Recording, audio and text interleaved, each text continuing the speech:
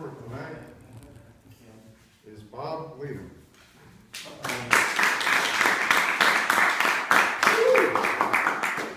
Well, good morning. Good morning. See a few unfamiliar faces in the squad room today. Those of you who are new to the precinct, I'm Detective Maven.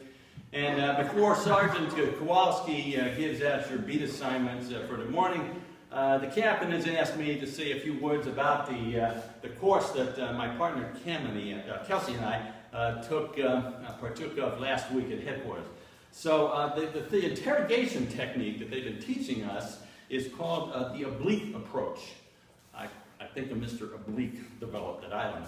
But the way it works, see, is you don't interrogate the perp, the citizen when he comes in. Instead, what you do is you sort of engage him in a monologue of sorts. So then you're talking and he's not. And what you do is you observe him subcutaneously while you are saying things that might pertain to the incident in question, you see? So I'm going to give you a little demonstration of it. Officer Wood, could you come forward, please, just to give me a hand for a moment here. Now, Officer, we're going to pretend that you are the citizen being questioned.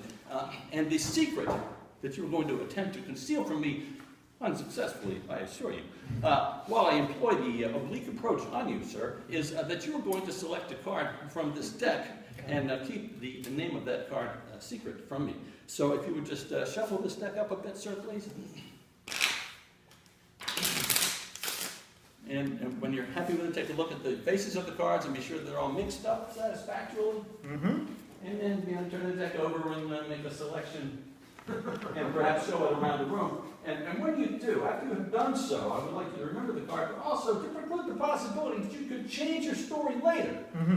I would like you to turn your card face up and bury it in the face down deck, please. Okay. Have you done so? I have, yes. There is a rubber band on the table. Could you bind the deck doubly with the rubber band? Sure.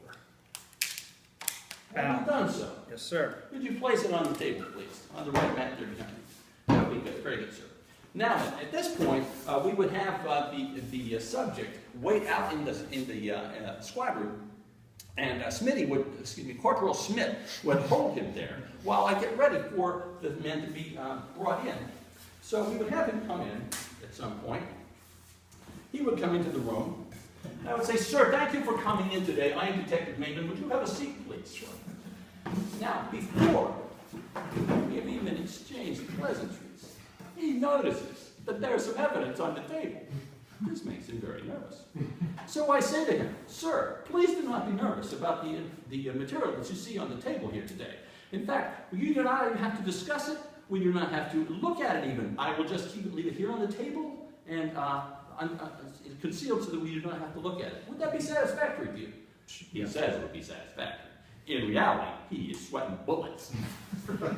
He knows that something is up.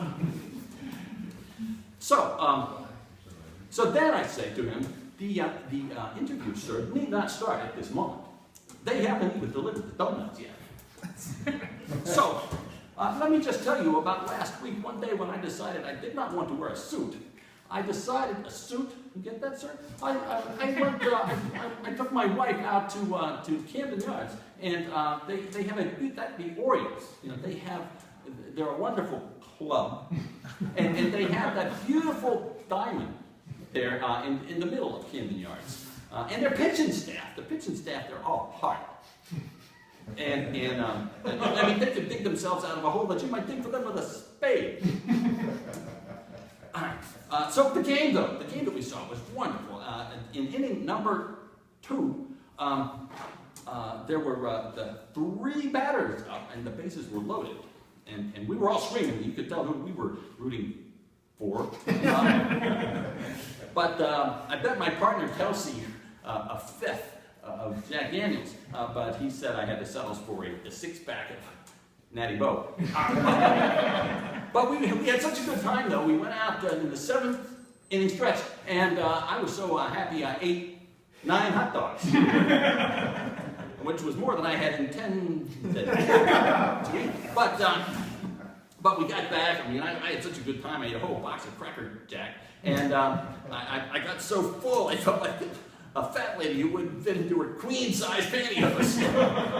I got out to the car. I was afraid I wouldn't make it without puking. Sir, you believe that this interrogation has not begun yet.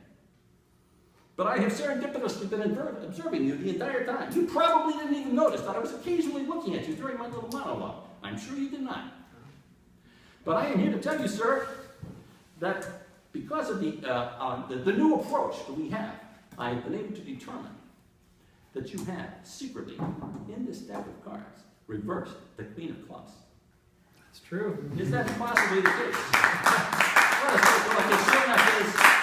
For those of you interested in signing up for the Oblique Approach, the sign-up sheet is on the bulletin board. Thank you very much.